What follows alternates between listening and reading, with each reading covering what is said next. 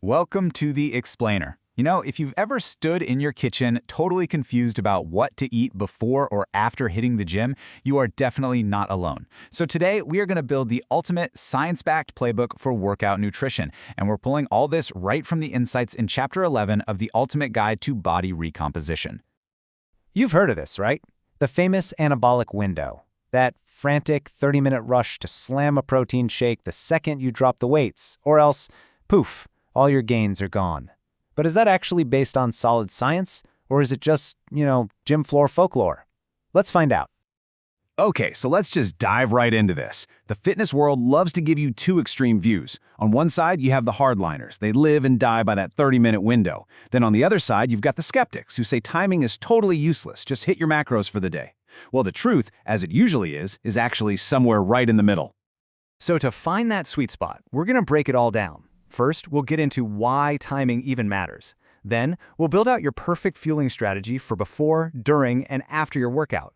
And by the end, you're going to have a super simple playbook you can use today. So really, why should you even bother timing your food? Well, it turns out that peri-workout nutrition, and that's just the fancy term for what you eat right around your training, it's not some one-size-fits-all rule. How important it is for you really hinges on your specific goals and where you're at right now. So, who gets the most bang for their buck by timing their meals? Well, it really comes down to three groups of people. First, if you're already pretty lean, your body just doesn't have a lot of extra energy reserves to pull from. Same thing if you're in a calorie deficit trying to lose fat.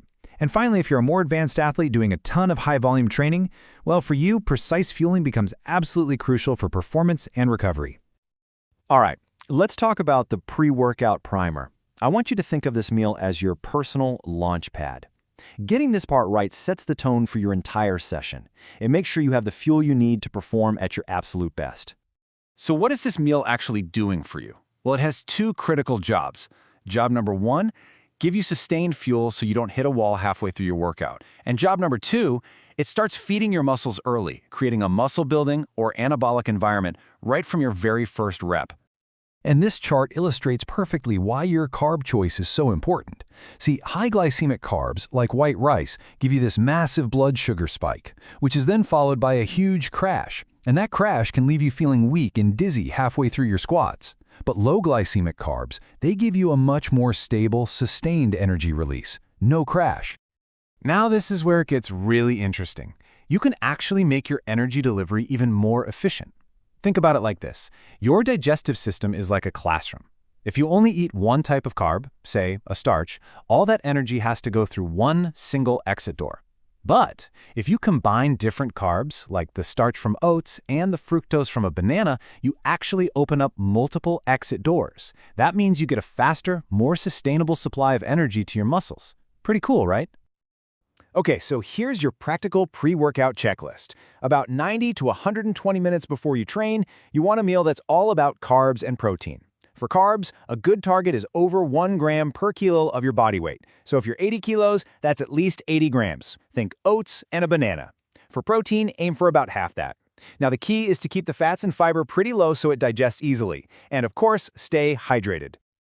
Okay, let's talk about sipping on a carb drink during your workout. This is super popular, but honestly, for most people doing a typical 1-hour gym session, it's not just unnecessary, it's kind of a waste of calories. So when does it actually make sense to refuel in the middle of a session? Well, think of it as a strategic tool, not an everyday requirement. Let's break down the specific situations where it's actually a really smart move. It really just boils down to 3 scenarios. That's it. Number 1, your session is a marathon, lasting well over an hour. Number 2, you're training completely fasted, like first thing in the morning.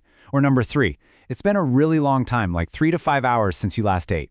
If none of those apply to you, just stick to water. Your pre-workout meal has got you covered.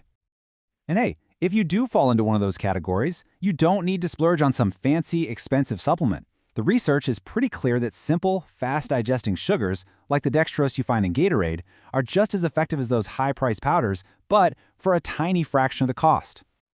You've finished that last rep. The hard work is officially done. Now it's time to shift our focus to recovery. So let's go back to that so-called anabolic window and figure out what the real goal of post-workout nutrition is. This right here is the key mindset shift. You do not need to panic and sprint to the locker room for a shake. The opportunity to refuel and rebuild isn't some tiny fleeting window that slams shut. It's much more like a wide-open patio door that stays open for several hours after you train, especially if you had a solid pre-workout meal. So the mission for your post-workout meal is really twofold. First, you want to restock all that muscle glycogen. That's the fuel you just burned through. And second, you want to give your muscles the protein they're screaming for to stop muscle breakdown and kickstart that repair and growth process. And this is where our strategy totally flips, which is pretty interesting. Remember, before the workout, we wanted those slow, low-glycemic carbs for sustained energy. But after the workout is actually the perfect time for fast-acting, high-glycemic carbs like white rice.